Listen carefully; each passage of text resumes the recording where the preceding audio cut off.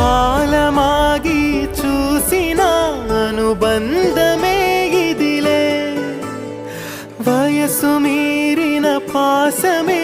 ఒక కావ్యమైనదిలే రేపలా ఎప్పుడు కంటి పాప